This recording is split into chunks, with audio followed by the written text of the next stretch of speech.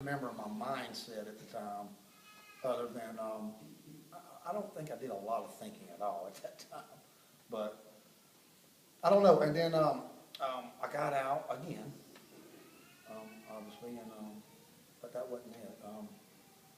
I stayed out for a couple of years, maintained a job, and the things escalated from drinking to smoking a lot of marijuana, um, pills, it's whatever was, the in crowd was doing, for me, I think is what it was. It was the people that I chose to hang around, the people I thought that would be influential to me were doing those things, but, I mean, for everyone it's different, just because, I mean, these people seemed like they had it all together, they seemed like they had stable lives and all, and now when I look back and I kind of look at their lives, it really wasn't that way. I was, and it got on into harder drugs, a little bit of heroin and some cocaine. It was always filling a void. And whenever you do something new and something new to you and experimental, and it always, when it was over with, it always left something empty. So you're always trying to fill it up, so you do it again. And then it always leave a bigger emptiness, and it would continue to grow and grow. And I, at the age of 21, I made some huge mistakes. I caught a couple of armed robbery charges. I was facing a life sentence here in Cobb and one in Paulding. I got 40 years, 21 years old.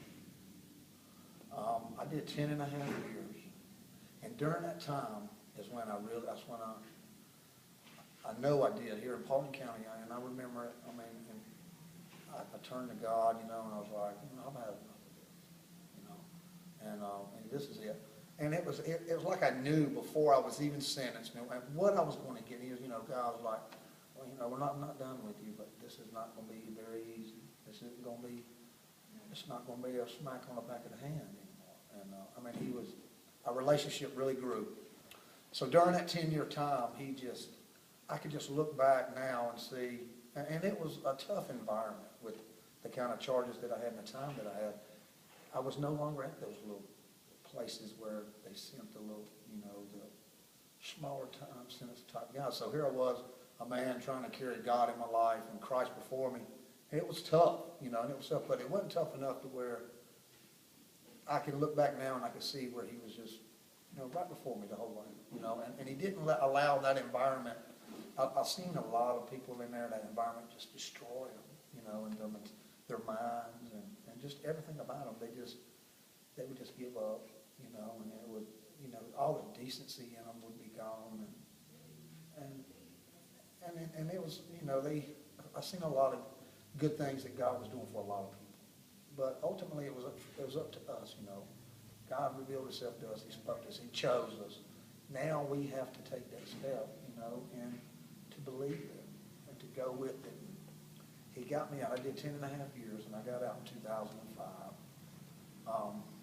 And I've been out ever since. So, and it's steadily been a journey for me all along. Been some ups and downs. But, I know that he has brought me to this point in my life. I can look back on all the tough times, and I see him there now, where I didn't have those spiritual eyes before. He's there, I know why I made it, because he wanted me to. He allowed me to come to right here. And every day and every week, and he's just, more opportunities arise. A few months ago, wham, I found this place. I met John. I'd been involved in some other programs.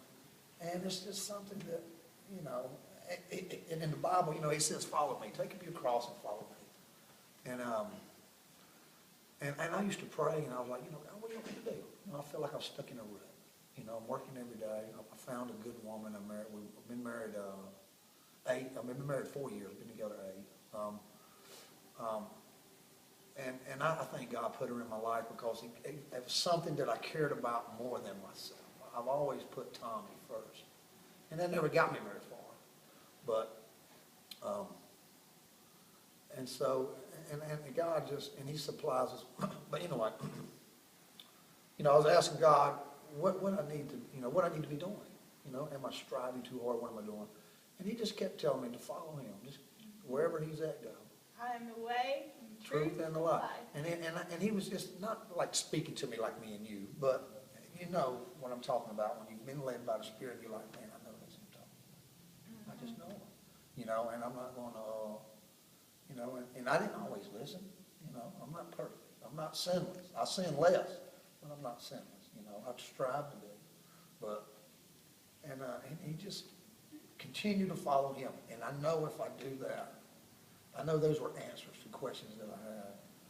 Continue to follow me. Continue to follow me. Just continue to keep doing that, Tom. Just keep doing it. And then during that journey, following him. My life, I've never been more happier than I am now. My life is full of things that I want, things that God wants me to have, things that God wants in my life, but there's room for more. There's room for improvement. There's room for other things, and I'm just trying to keep my spiritual ears open for the fulfillment of those other empty places, which I'm sure God's going to fill one day. Kind of reminds me of the story in the Bible where they brought the man that was born blind to Jesus, and everybody was like, well, whose sin was it that made him be blind? Was it his sin or was it his father's sin? And Jesus said it wasn't because of his sin that he was born blind. He was born blind so that the power of God could be demonstrated in his life. And I think that, we all come to Jesus blind, It's like the Amazing Grace.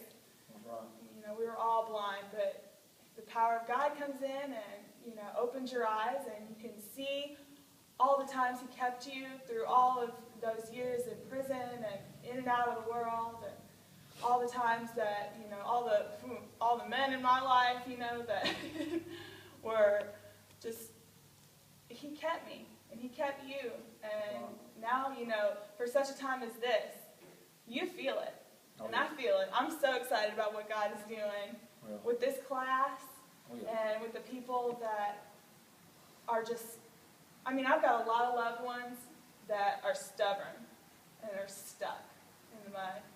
I want them out. I want the power of God to help me help them. You feel me? Oh, yeah, I feel you. A lot of stubborn ones. We're coming for you. All right. Thank you, Tom. Thank you, everybody.